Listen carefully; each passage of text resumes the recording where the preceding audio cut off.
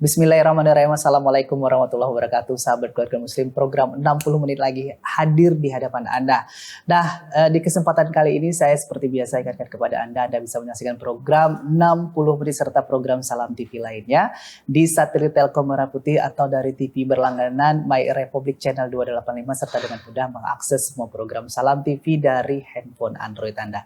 Caranya gampang sekali. Anda silakan install aplikasi Salam TV dari Google Play Store dan Anda juga bisa mengakses kami dari Antena Kuban. Nah, 60 menit kali ini, kira-kira kita akan belajar apa, sahabat keluarga muslim dari narasumber. Namun sebelum saya sapa narasumber kita di kesempatan kali ini, saya ingatkan kepada Anda, saya mengajak Anda untuk berdonasi ke Salam TV. Silakan Anda bagikan infak terbaik Anda ke rekening Salam TV Peduli. Insya Allah berapapun nilai yang Anda bagikan untuk kami, ini sangat membantu kami untuk terus tetap bertahan, beroperasional, serta produktif. Baik. Nah, sahabat keluarga muslim ya, kita lihat situasi kita di saat sekarang ini di Indonesia khususnya banyak sekali tempat-tempat atau lapisan-lapisan masyarakat yang mungkin kita banyak yang belum begitu kita ketahui kondisinya begitu. Nah, kita sebagai pribadi manusia memang dituntut juga untuk memiliki jiwa sosial. Kenapa? Karena ini dibutuhkan sekali pada saat sekarang ini. Kita harus bagaimana belajar peka dan peduli terhadap lingkungan yang ada di sekitar kita. Karena sejatinya kembali lagi bahwa kita adalah makhluk sosial. Tema kita kali ini adalah bagaimana kita belajar untuk bisa membangkitkan jiwa sosial yang ada dalam diri kita semua. Pribadi muslim khususnya. Baik, nah ini di samping saya sudah ada narasumber ya, ini sudah tidak asik lagi mungkin di hadapan Anda sahabat keluarga muslim karena juga dulu sempat ada programnya khusus ya. Kemudian juga sering mengisi menjadi pemateri di beberapa program Salam TV dan beliau juga merupakan direktur atau pimpinan Yayasan Risalah Al-Khairiyah. Ada Ustadz Muslim di sebelah saya. Kita sapa beliau. Assalamualaikum Ustadz. Waalaikumsalam warahmatullahi. Bagaimana kabarnya Ustadz? Alhamdulillah sehat nih Bang Abror. Alhamdulillah sehat ya. Kepanjangan pembukaannya Ustadz ya? Iya enggak Pak. Baik, ini di ruangan beliau ya. Ini Masya Allah nyaman sekali Ustadz. Iya, ya. makasih banyak. Ruangan baru nih Ustadz ya? Iya. Oke. Baik Ustadz, ini kita membahas soal bagaimana kita membangkitkan jiwa sosial kita. Ya, bagaimana kita bisa harus peduli terhadap apa yang terjadi di lingkungan kita. Menurut Ustadz, seberapa penting sih kita sebagai manusia itu harus punya jiwa sosial? Iya, makasih Bang Abror ya. Memang pertama orang-orang yang mau terjun di dunia sosial ini mungkin kita kategorikan dalam kategori yang sedikit ya. Di antara kebanyakan orang. Karena memang manusia itu kalau kita lihat secara umum, manusia itu adalah dikatakan yuhibbut tamalluk. Dia suka memiliki pada asalnya. Jadi segala sesuatu yang dia akan merasa ini adalah milikku. Contoh dikatakan dalam sebuah hadis itu dikatakan apabila anak Adam itu dikasih emas sebesar gunung, maka dia akan merasa kurang. Karena dia yang merasa yang dimiliki yang kurang dan aku mau lagi tambah. Ditambah 2 pun masih mengatakan kurang. Kemudian kan datang agama ya. Datang agama yang menghancurkan asal dalam kehidupan manusia yang adalah cinta kepada kepemilikan. Maka bagaimana Islam itu mengajarkan orang Islam, pemeluk Islam itu yang ada asalnya sifat manusia suka memiliki, maka dia harus berbagi. Maka disebut dengan syariat sedekah. Ya kan? Sedekah itu kan menyelamatkan para sesama, baik sesama manusia atau sesama yang hidup, makhluk hidup, ya kan? Apakah kepada kucing, kepada anjing, kepada makhluk-makhluk yang lain. Bagaimana kita dituntut dalam agama itu untuk bersosial. Juga kata Allah itu kan ada 2 gendangnya dalam kita bersosial. Sosial kepada Allah, bagaimana hubungan kita kepada Allah. Dan yang kedua yang dituntut adalah hubungan kepada manusia. Kepada manusia itu bukan hanya sekedar ngomong yang baik, ya kan? Tapi juga bagaimana membantu. Ya kan? Kalau kita bilang cuman kasihan, itu kan masih proses simpati. Tapi Islam kan nggak itu. Tapi adalah proses sampai kepada empati, membantu langsung. Dia lapar, nggak kita bilang bahwasanya nggak boleh mencuri atau kita harus tidak boleh meminta. Tapi kita nggak membantu. Dia kelaparan tetap kelaparan. Maka kayak mana Islam dituntut untuk membantu langsung. Nah itu mungkin salah satu pijakan Bang ya. Kenapa kemudian kita harus peduli sesama lingkungan kita, sosial kita, yang itu memang mereka besar kecilnya, mampu atau tidaknya kita kan bukan satu tuntutan. Oh kita jadi orang kaya dulu baru peduli sama sosial kan enggak. Apapun yang ada, yang kita miliki kan itu yang harus kita berusaha. Ada satu pendapat dikatakan manakah yang lebih baik antara orang yang memberi atau orang yang meminta, maka dikatakan yang paling baik yang pastinya adalah orang yang memberi. Kalau kita lihat dari sejarah Rasul itu Bang, Rasul itu dikatakan banyak riwayat dia kadang-kadang gak ada makanannya, dalam keadaan miskin, senantiasa minta doa kepada Allah agar dia senantiasa menjadi miskin bersama orang miskin. Itu doanya Rasul. Tapi dikatakan biarpun Rasul dalam keadaan miskin, banyak riwayat dikatakan Rasul pasti memberi. Karena apa? Karena ada kemuliaan ketika memberi biarpun dalam keadaan susah. Nah itu bagaimana Rasul mencontohkan itu dia mungkin salah satu kenapa kita lebih tertarik kepada sosial. Oke, jadi memang sebenarnya Islam pun sudah mengatur itu Ustaz ya? Iya. Oke, baik. Nah Ustadz, tapi yang terjadi di tengah-tengah masyarakat sekarang, yang kita tahu ya kondisi sekarang nih kita bisa dikatakan dalam situasi pandemi ini situasi sangat sulit, apapun sulit gitu ya Ustadz ya. Iya. Tapi kita lihat juga banyak orang yang akhirnya mementingkan diri sendiri, nggak mau peduli dengan apa yang terjadi di sekitar karena dirinya aja udah susah. Iya. Kemudian dia harus memberi orang lain dan itu diurungkan. Nah, kalau melihat situasi seperti ini, Ustadz seperti apa tanggapan? Ya memang itu tadi kembali masyarakat manusia itu pada asalnya suka memiliki baik dalam dikala dia sempit ataupun lapang pada asalnya. Nah ini kan sekarang pandemi ya, pandemi kemudian musibah silih berganti ya di negara kita ini, bahkan dunia ya, sekelas dunia juga dikatakan padahal ada tuntutan satu dikatakan setiap orang yang memberi dia akan diganti oleh Allah Subhanahu wa taala. Jadi kenapa kita senantiasa mengatakan ini masa pandemi yang harus makan adalah kita, jangan berpikir kepada orang lain. Ada salah seorang sahabat Rasulullah, mungkin ini satu pelajaran ya yang berharga. Ada sahabat Rasulullah yang dikatakan kata Rasulullah SAW ketika di masjid, dia mengatakan siapakah yang mau menerima tamuku? Ini tamunya Rasulullah, karena pada saat itu di rumah Rasulullah nggak ada makanan. Sehingga Rasulullah mengatakan kepada para sahabat, siapakah yang ingin melayani tamuku yang datang? Maka kata salah seorang sahabat, aku ya Rasulullah. Maka kemudian dibawa. Sehingga kemudian ketika sampai di rumahnya orang tadi pulang duluan, mengatakan kepada istrinya, wahai istriku, siapkan makanan. Karena kita akan menerima tamunya Rasulullah, tamu seorang yang mulia. Kita kalau menerima tamunya sang mulia, kita menjadi mulia, baik di sisi Rasulnya atau di sisi Allah. Nah kemudian sampai di rumah, kata istrinya nggak ada makanan. Katanya apa yang ada? Makanan yang tersisa di rumah apa? Makanan yang disiapkan hanya untuk anak. Kata suaminya, keluarkan itu untuk tamu kita. Dan anak kita gimana? Suruh mereka, tidurkanlah dia, agar mereka tidur dalam keadaan kelaparan gak apa-apa. Tapi apa? Agar kita bisa membantu mereka. Nah, agar bisa menghormati tamunya Rasulullah.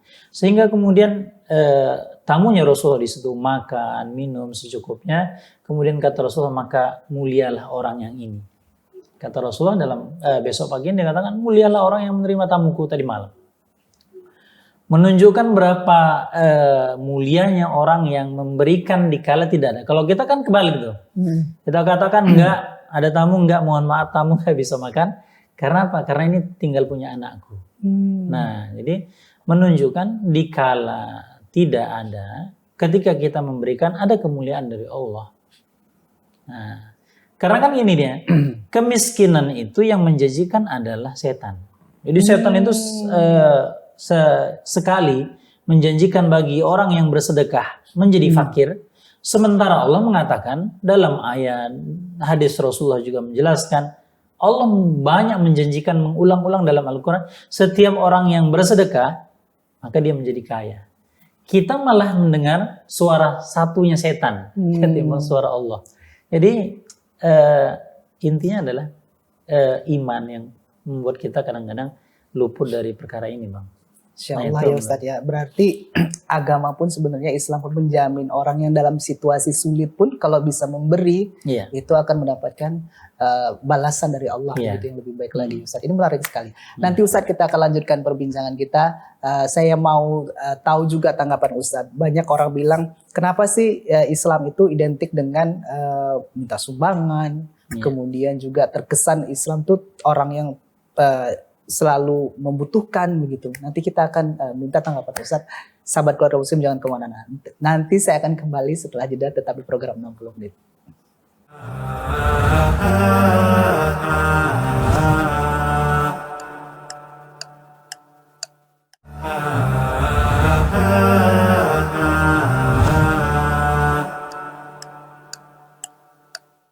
Ya, sahabat keluarga muslim, kita kembali lagi di program 60 menit. Di kesempatan kali ini saya sangat senang sekali bisa berbincang langsung dengan Ustadz Muslim selaku pimpinan dari Yayasan Arisalah Al Khairiyah. Nah, tadi kita sudah sedikit ya Ustadz ya bicara soal bagaimana sih ternyata Islam itu menanggapi soal kita itu memang dianjurkan untuk bersedekah. Bahkan dalam situasi sulit sekalipun yang mungkin sulit sekarang ini banyak orang bisa menerapkannya. Nah, Allah menjamin bahwa kalau kita dalam kondisi sulit pun kita bisa berbagi, itu kita bisa diberikan limpahan balasan dari Allah Subhanahu wa taala. Baik. Nah, kemudian sekarang juga yang menjadi fenomena di tengah-tengah masyarakat Ustadz, dan saya banyak mendengar beberapa tanggapan masyarakat terkait dengan kita umat muslim ya, kalau kita lihat di jalan-jalan mereka untuk membangun masjid saja pun harus meminta ya. Kemudian untuk bisa berbagi pun meminta kepada orang lain. Kemudian juga bahkan ada statement yang beranggapan bahwa kenapa kalau misalnya segala sesuatu tuh yang berkaitan dengan agama Islam itu pasti memang butuh perhatian kita tuh memberi, nyumbang gitu. Nah, Ustadz melihat fenomena ini tanggapannya seperti apa? Ya, memang pada asalnya kalau untuk minta itu adalah satu perbuatan yang bukan terpuji ya. Minta, apalagi misalnya yang kita perhatikan masjid, contohnya masjid yang fenomena ini, banyak yang bilang ini adalah PT Amin ya, PT Amin.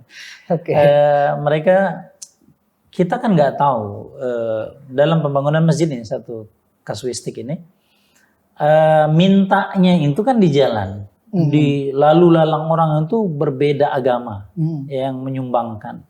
Sementara kan tuntutan kita dalam membangun masjid itu adalah dari harta yang bersih, tuntutannya.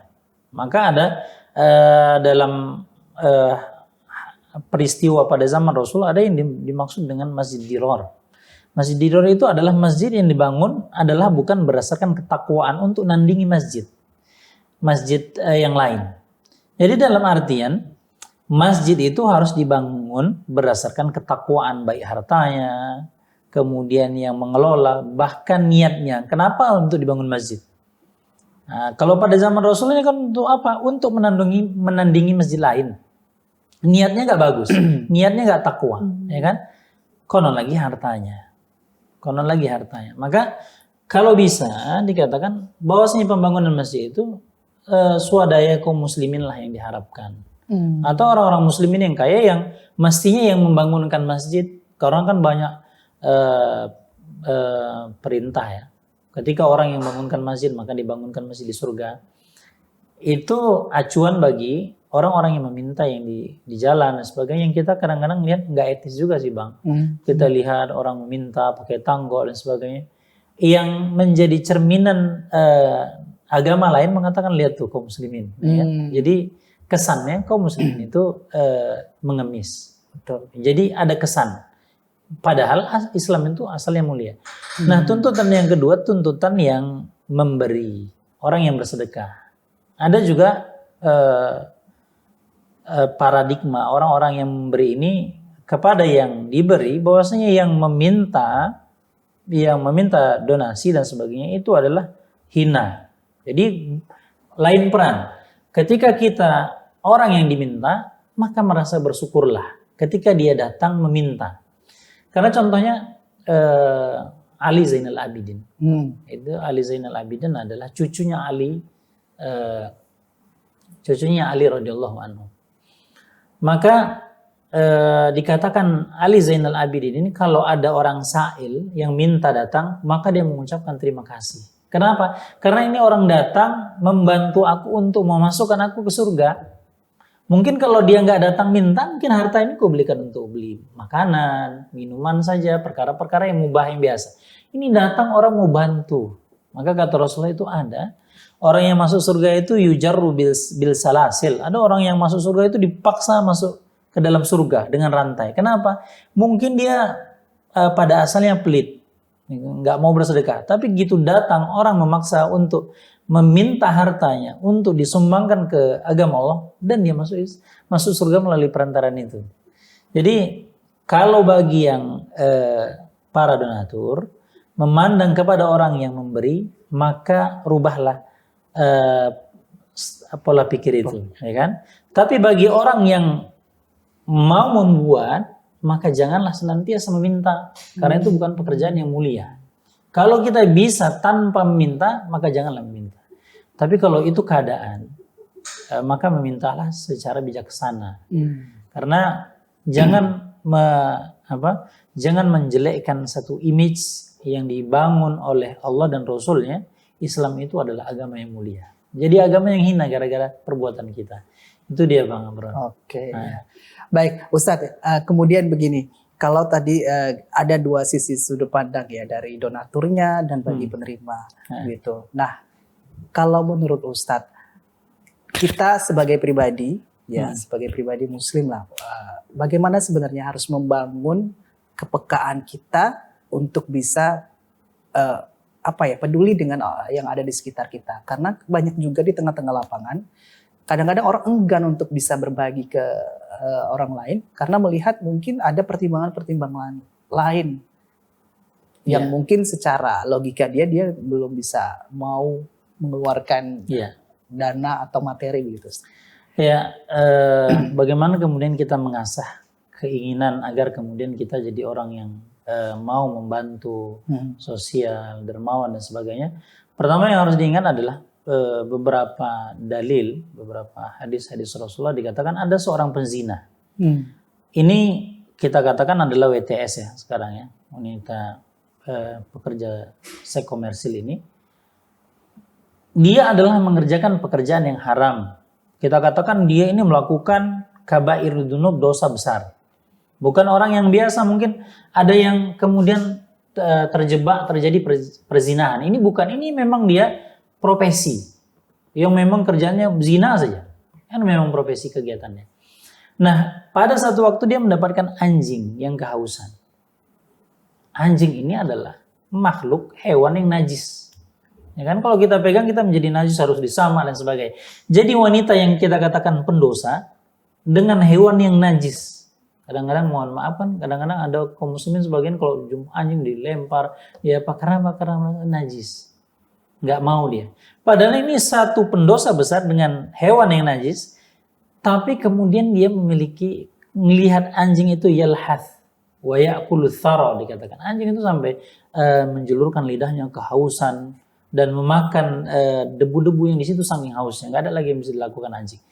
Maka wanita pendosa ini iba, kasihan, peduli kepada anjing ini. Dia mengambil sepatunya, kemudian mengambilkan air dan memberikan minum. Maka pada saat itu meninggal wanita ini meninggal qadarullah, meninggal, maka kemudian dia dimasukkan di surga. Jadi kan bukan kita nggak bisa membanggakan, oh aku sudah banyak amalanku, sholat, puasaku udah rutin, tapi aku nggak mau sedekah, cuma sedekahnya kok pintu ini yang kututup, yang lain sudah enggak. Yang besar itu apa di sini? Yang dimaksud adalah peduli sesama hewan, sesama manusia, itu justru lebih besar. Nah itu yang harus kita asah terus, bahwasanya ganjaran surga karena kita peduli. Maka jangan hinakan bagi orang-orang yang sudah multazim, yang sudah agamanya bagus. Jangan menghinakan pekerjaan orang lain yang peduli kepada masyarakat, yang dia mungkin jilbabnya belum benar, atau sholatnya kadang-kadang belum benar. Karena kata Rasul, penzina ini masuk surga.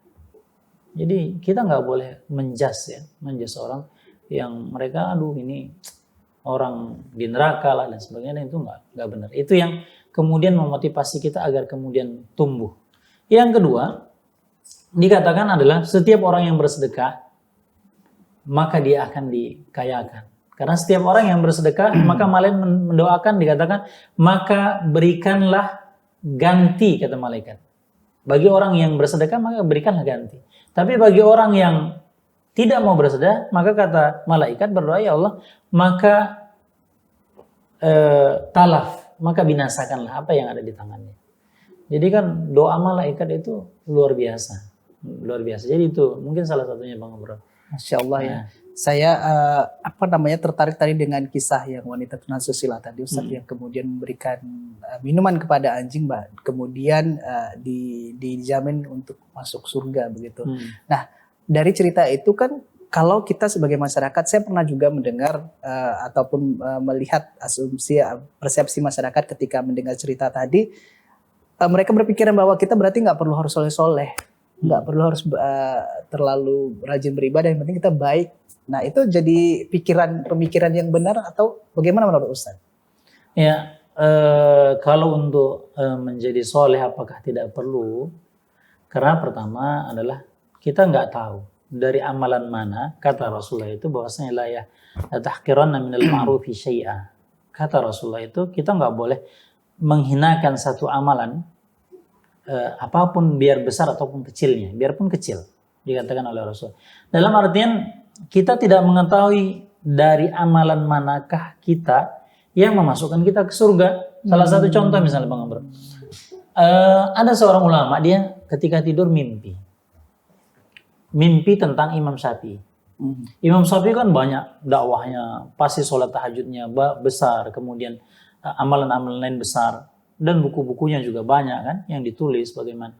Terus kemudian dia berjumpa dengan Imam Syafi'i, dia bertanya, wahai Imam Syafi'i, bagaimana keadaanmu? Padahal Imam Syafi'i pada saat itu sudah meninggal kan, dalam mimpinya.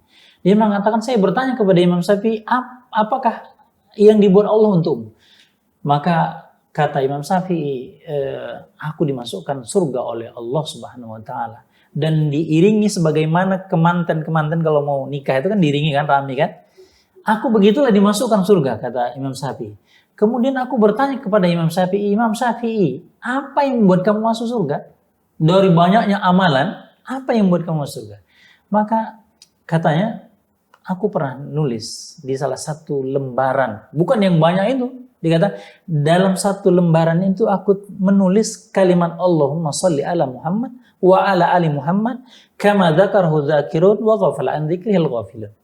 Maka kata Imam Syafi'i, dia mengatakan dalam mimpi pemuda tadi, sesungguhnya aku menulis di antara banyak tulisan itu, aku menulis dalam satu lembar sedikit itu, Allahumma sholli ala Muhammad, aku berselawat kepada Rasulullah. Sebagaimana dzakarhu dzakirun, sebagaimana orang-orang yang berzikir, yang senantiasa tidak lalai berzikir, aku berselawat. Dan aku tidak mau mencontoh orang-orang yang ghaflah, yang lalai.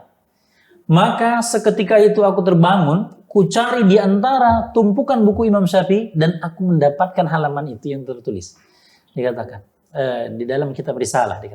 Nah, kan dari banyaknya amalan yang dilakukan Imam Syafi'i, apakah dia ceramah, dakwah, menulis dan sebagainya, ternyata ini dikatakan yang dalam mimpi itu mengatakan masuknya kenapa? Karena menulis Allahumma sholli ala Muhammad. Jadi di antara banyaknya sholat, puasa, zakat, sedekah dan sebagainya yang peduli sosial, intinya kita lakukan semua yang memasukkan adalah yang memilih Allah Subhanahu wa taala berdasarkan ridhonya. Itu dia, Bang. Insya Allah ya. Baik sahabat keluarga muslim, ini menarik sekali pembahasan kita pada kesempatan kali ini. Nah, nanti kita akan tanya lagi di segmen berikutnya, terutama bagaimana Yayasan Arisalah terjun ke tengah masyarakat untuk bisa berbagi. Nanti di segmen berikutnya sahabat keluarga muslim, kita jeda dulu, jangan kemana-mana, tetap di program 60 menit.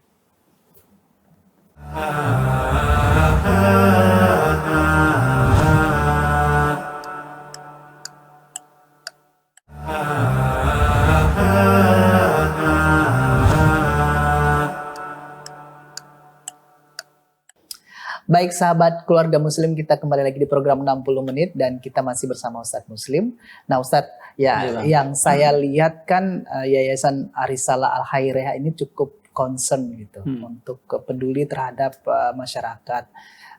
Ada program-program yang reguler dilakukan seperti membangunkan sumur, kemudian juga masjid begitu ya. Nah, kenapa Ustadz kemudian Ustadz melihat program ini tuh perlu di tengah-tengah masyarakat? Ya, yang pertama itu ketika bicara yayasan ya, Yayasan Arisalah Al-Khairiyah, awalnya kita itu berkomitmen untuk konsentrasi di bidang SDM, pendidikan. Pada asalnya. Nah, karena kan kita mengatakan bahwasanya sudah banyak, terlalu banyak lembaga-lembaga yang konsen di bidang sosial, pembangunan dan sebagainya, itu sudah banyak. Tapi yang konsen di bidang pendidikan SDM itu masih sedikit. Makanya dulu pertama kita buat program pendidikan, kemudian dai yang istilahnya peningkatan SDM, edukasi tentang agama misalnya. Nah, ada satu donatur kita, nenek-nenek, ya kan? Dia mengatakan ke tim kita bahwasanya aku mau dibangunkan masjid. Karena kita belum ada pada asalnya, Bang. Pada asalnya kita cuma dai, kemudian sekolah ya, agar memang tujuan kita adalah untuk pendidikan saja. SDM, pembangunan SDM masyarakat. Tapi kemudian ada nenek ini yang biasanya ngasih untuk program pendidikan. Dia bilang, aku mau dibangunkan masjid oleh Yayasan Arisalah. Kita bilang enggak, kita tutup bab ini. Kita tutup bab ini karena kita mau konsentrasi di bidang edukasi dan pendidikan. Katanya enggak, kalau enggak ini, enggak diterima uang ini, dia udah bawa uang. Pada saat di rumahnya, tim kita dipanggil, katanya kalau enggak, ini uang ini nanti, waktu itu juhur, nanti setelah asar uang ini kubagikan di jalan. Kalau enggak diterima Yayasan Arisalah. Kita pada saat itu bingung, ini mau terima nanti jadi satu program, kalau enggak. Kita bilang boleh, tapi kita titipkan tempat lembaga lain. Katanya enggak, harus Yayasan Arisalah. Saya bilang kita pikirkan dulu. Katanya kalau enggak asar, saya keluar dari rumah di jalan raya itu saya bagikan sekitar 500 juta pada saat itu. Ya kan? Kita bilang tunggulah, kita berpikir. Anaknya nelpon. Dia bilang gimana Yayasan Arisalah? Mau terima enggak? Kok enggak, orang tuaku uangnya udah diletakkan di atas meja, 500 juta lebih. Kalau enggak dibagi katanya. Kita bilang oke lah. Tapi dengan syarat, jangan kasih tahu yang lain. Karena kalau kita buka ini pasti donatur-donatur itu pada ikut. Karena kita nggak buka bab ini, karena kita mau konsentrasi pendidikan berdasarnya. Nah gitu kita terima uang ini, besok antri sekitar 50 masjid. Kita terima. Jadi mau nggak mau, maka kemudian kita ambil kebijakan, kita buka kantor sosial. Nah, yang menanggulangi salah satunya masjid. Nah itulah asal mula kenapa kita ambil program sosial ini, Bang. Pada asalnya memang mau fokus asalnya, tapi karena ya mudah-mudahan ini satu pintu kebaikan ya, yang biar pada asalnya kita tidak meniatkan, tapi kemudian karena nenek ini yang maksa, sehingga kemudian sekarang alhamdulillah masjid yang kita bangun juga sudah sampai mencapai 100, ya kan? Kemudian sumur air bersih itu sekitar 3.000 unit yang sudah kita bantukan di masyarakat. Oke. Nah, kenapa kemudian mengembangkan pembangunan sumur bersih? Apakah di tengah-tengah masyarakat sekarang ini memang dibutuhkan air, atau memang dalam Islam sendiri memang menganjurkan kita untuk berbagi air juga gitu kepada masyarakat. Memang kalau dilihat Indonesia kan curah hujan tinggi ya, jumlah air tidak banyak. Tapi memang kita lihat di lapangan itu banyak juga di beberapa titik itu yang tidak memiliki air bersih, Selain juga agama yang menganjurkan sedekah yang paling afdal kata Nabi adalah air, dan juga karena kan kita dalam membuat perencanaan itu kan kita lihat lingkungan yang kita membutuhkan dan juga ada kesempatan. Jadi kita lihat itu ada satu kebiasaan untuk masyarakat Timur Tengah itu bersedekah air. Nah, bersedekah air. Biarpun mereka mengamalkan dari hadis Rasulullah dan biarpun di Indonesia belum satu jadi tren ya. Kita membuatkan sumur dan sebagainya. Untuk di Timur Tengah itu mereka sakopahnya atau pemahamannya mereka sudah ke sana.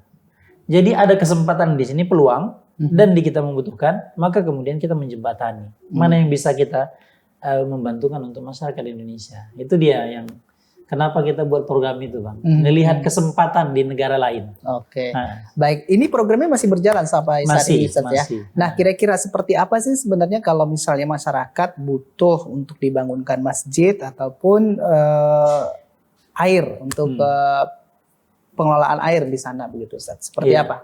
Pertama kita membatasi dari peta kerja. Peta kerja kita itu adalah Pulau Sumatera secara keseluruhan. Oke. Biarpun mungkin mimpi kita adalah Indonesia, menjadi yayasan nomor 1 di Indonesia, tapi kita menyelesaikannya per pulau. Sekarang itu peta kerja dari Aceh sampai Lampung ya, Sumatera secara keseluruhan. Jadi bagi masyarakat yang berada di kawasan ini silahkan diajukan. Itu prosesnya diajukan. Baik masjid, sumur, dan program-program sosial lainnya bisa dicek di website Yayasan Ar-Risalah. Program-program kita apa saja yang bisa kita bantu, insya Allah kita bantu berdasarkan ketentuan-ketentuan yang sudah kita tetapkan. Oke, jadi memang sudah ada standarnya, Ustaz ya.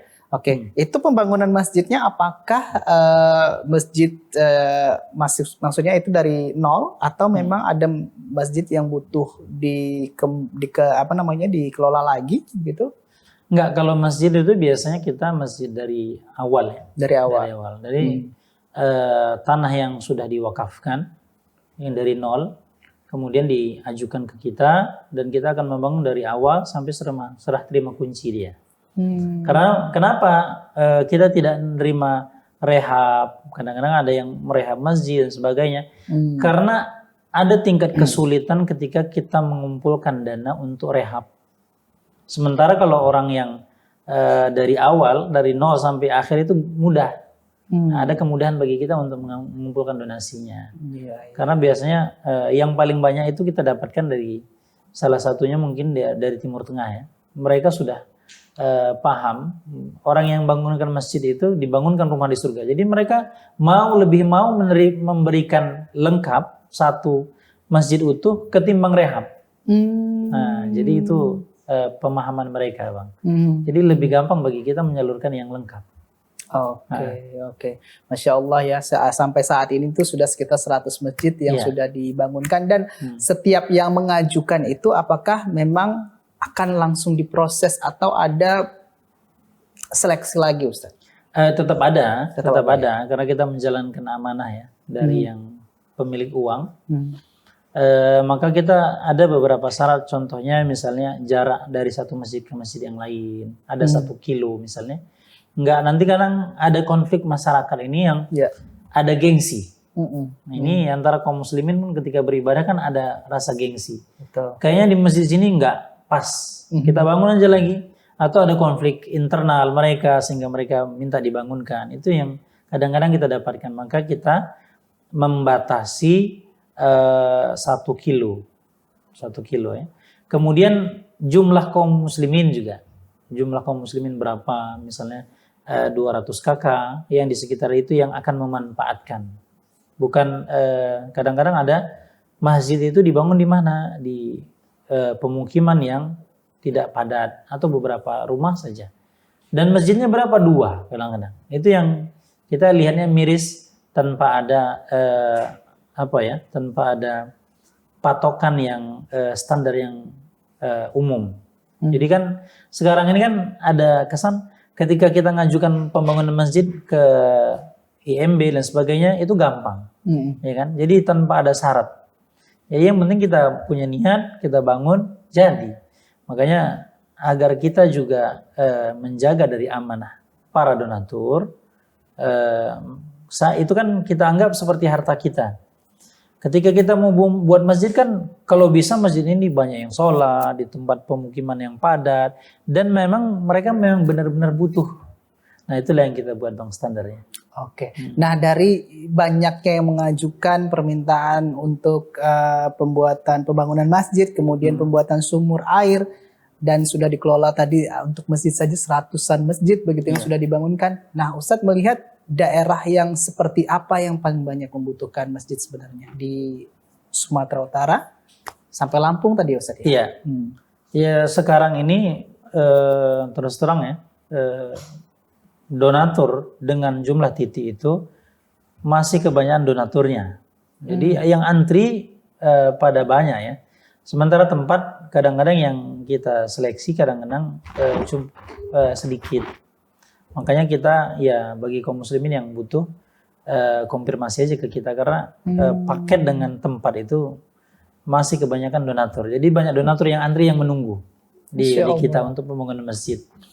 Nah syaratnya itu tadi, syarat itu jarak, kemudian berapa jumlah kakak dan sebagainya. Prosesnya nanti ketika diajukan, nanti tim kita ada yang mensurvei. Baik survei sebelum terjun ke lapangan atau survei melalui map sekarang kan bisa dicek map dan sebagainya Bang. Itu proses-proses awal. Baik, Ustadz tadi kan sudah kita bahas tentang pembangunan sumur air, kemudian pembangunan masjid, dan ternyata kesempatan untuk bisa meminta dibangunkan masjid itu masih banyak ya Ustadz ya, karena donatur itu sudah standby lah istilahnya ya. Tinggal nanti ajukan, silakan tadi kunjungi website dari Yayasan Risalah Al Khairah. Nanti saya mau tanya, ada kegiatan sosial apa lagi yang dibagikan ke masyarakat selain dua tadi ya Ustadz ya, dan bagaimana pengalaman Ustadz ketika di lapangan? Setelah jeda nanti saya akan tanyakan ke Ustadz ya, sahabat keluarga muslim. Jangan kemana-mana, saya akan kembali untuk Anda tetap di program 60 menit.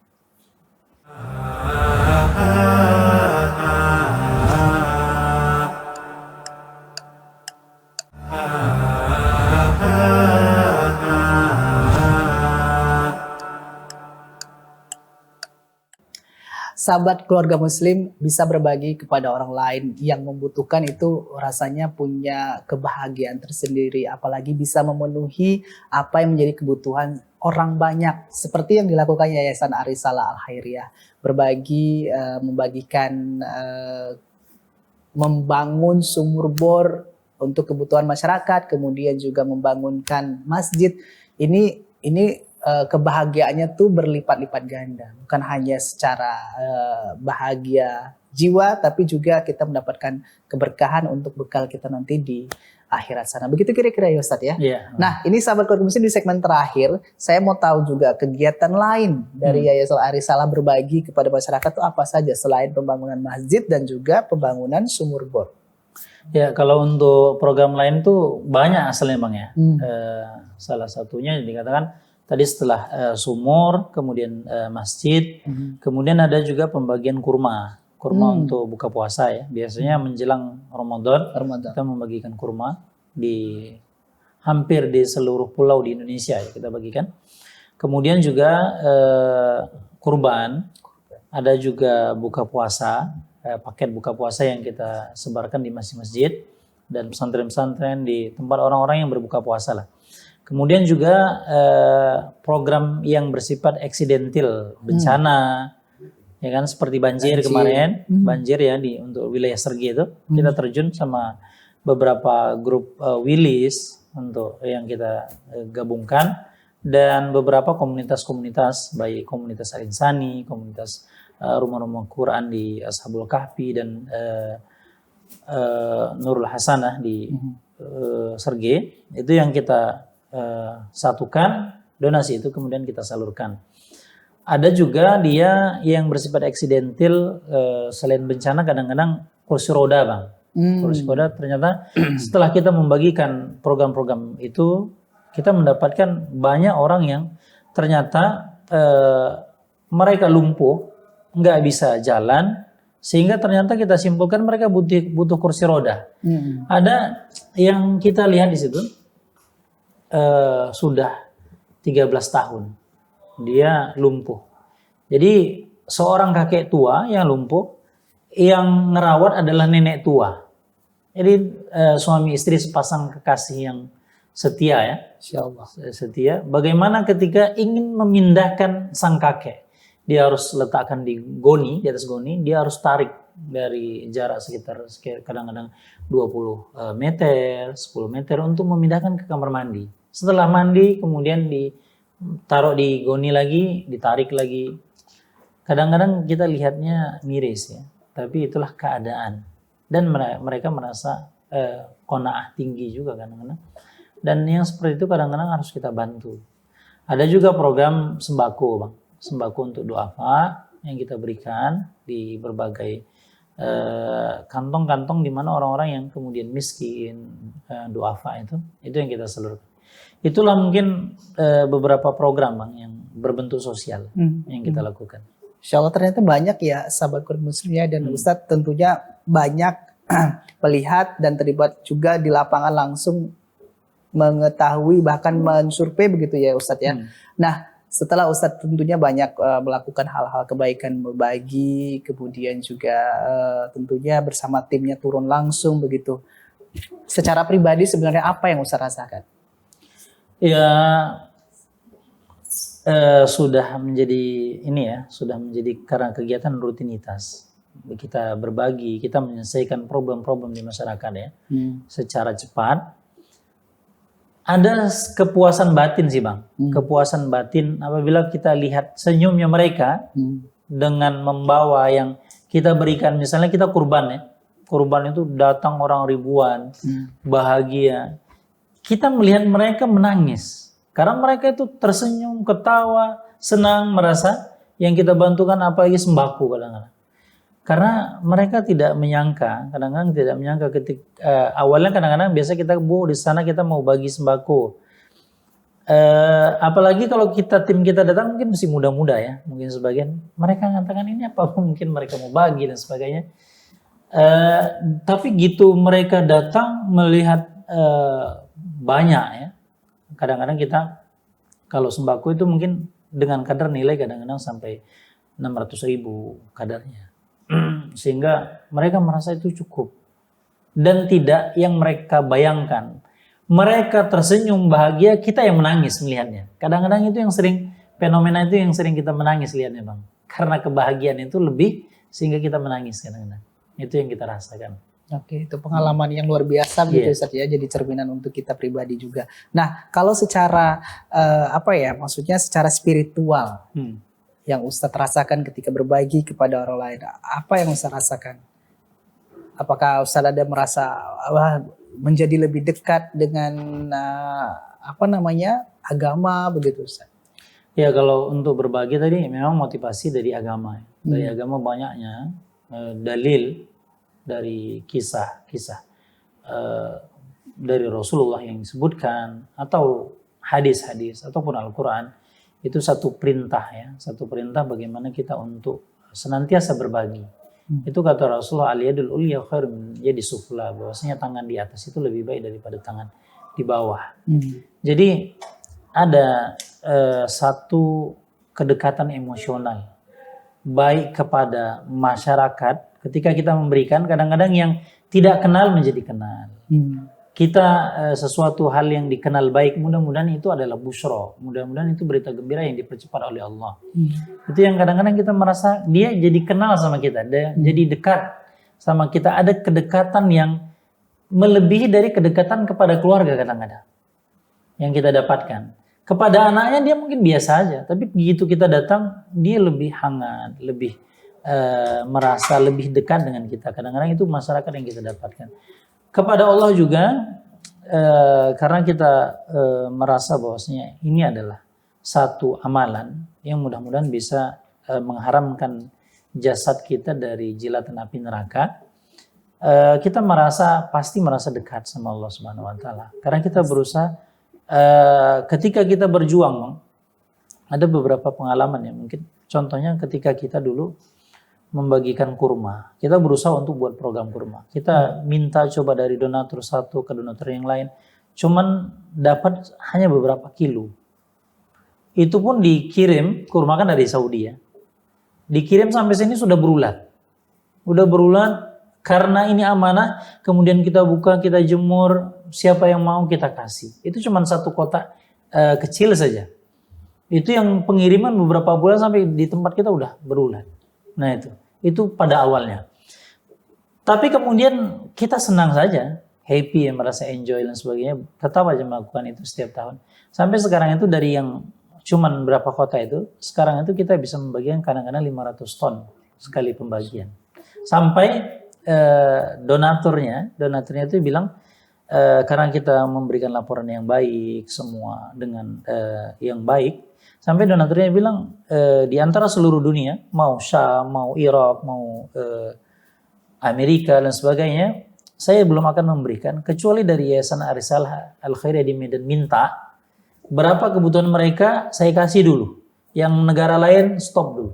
Kalau mereka minta misalnya contoh 15 kontainer atau 500 ton, saya penuhi dulu. Kalau udah terpenuhi, barulah sisanya saya kasih negara-negara lain. Sampai kepercayaan itu gitu. Yang pada awalnya kita cuma satu kota aja. Itu dia Bang.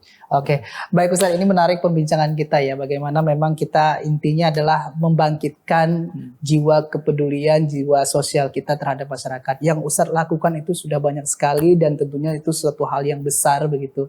Nah ini terakhir mungkin saya ingin minta Ustaz bisa simpulkan untuk kita semua sahabat keluarga muslim, khususnya kita secara pribadi, bagaimana kembali lagi untuk bisa membangkitkan jiwa kepedulian sosial kita dan kepekaan kita terhadap apa yang terjadi di lingkungan kita. Silakan Ustaz. Ya, kaum muslimin, kaum muslimat, pemirsa yang dirahmati Allah Subhanahu wa taala. Kata Allah Subhanahu wa taala, hal jazaa'ul ihsan ilal ihsan. Bahwasanya kata Allah, maka satu amal kebaikan akan dibalas dengan amal kebaikan lain.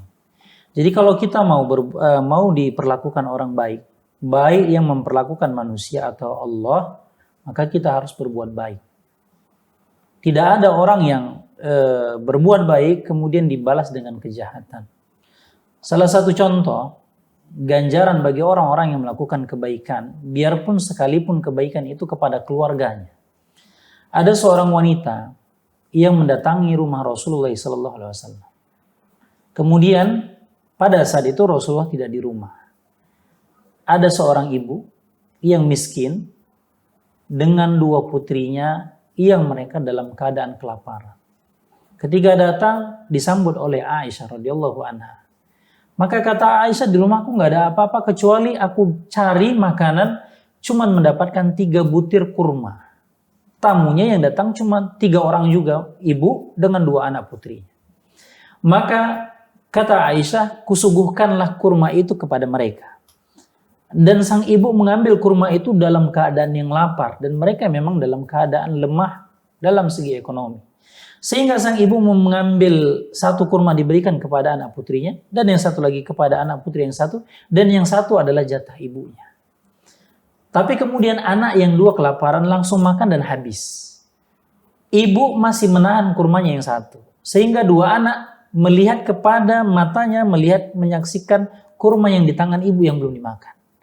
Sang ibu dengan ibanya, dengan kepeduliannya kepada 2 anak putrinya yang masih dalam keadaan lapar dan dia masih lapar, kemudian alangkah indahnya kebahagiaan yang peduli. Dikatakan ibu itu membagi 2 dan memberikan kepada anaknya. Apakah ibunya dalam keadaan lapar? Iya. Tapi karena masih kasihan kepada anaknya, putrinya yang kelaparan maka diberikan. Kejadian itu dikisahkan kepada Rasulullah oleh Aisyah radhiyallahu anha. Maka kata Rasulullah, kepedulian ibu yang peduli kepada sosial kepada anaknya, maka kata Rasulullah, wajabat lahul jannah. Maka wajib baginya masuk ke dalam surga Allah Subhanahu wa taala. Jadi pemirsa yang dirahmati Allah, berbagilah, pedulilah sesama hewan dan lingkungan karena itu semua adalah ganjarannya pahala dan surga dari Allah Subhanahu wa taala. Allah taala. Insya Allah, terima kasih sekali Ustadz ya Ya. atas banyak sekali masukannya untuk kita semua sahabat keluarga muslim, dan mudah-mudahan bermanfaat untuk kita semua. Sekali lagi terima kasih waktunya Iya, juga Ustadz. sama-sama, Bang. Dan sahabat keluarga muslim, mudah-mudahan apa yang disampaikan oleh Ustadz Muslim tadi banyak tentunya yang bisa kita ambil dan menjadikan kita tentunya pribadi yang lebih baik lagi dari waktu ke waktu, insya Allah. Insya Allah bermanfaat semua ya sahabat keluarga muslim. Nah, untuk episode kali ini sekian. Insya Allah kita akan bertemu lagi pekan depan dengan tema pembahasan yang berbeda. Akhirnya saya mewakili seluruh kru dan kerabat kerja yang bertugas pamit undur diri dari hadapan Anda. Jangan lupa kami tetap berharap untuk Anda juga silakan menjadi donatur Salam TV. Anda silakan bersedekah ataupun berinfak ke rekening Salam TV Peduli, berapapun besar nominal yang Anda bagikan itu sangat bermanfaat untuk kami beroperasional dan juga tetap produktif. Sekali lagi terima kasih. Billahi taufiq wal hidayah. Assalamualaikum warahmatullahi wabarakatuh.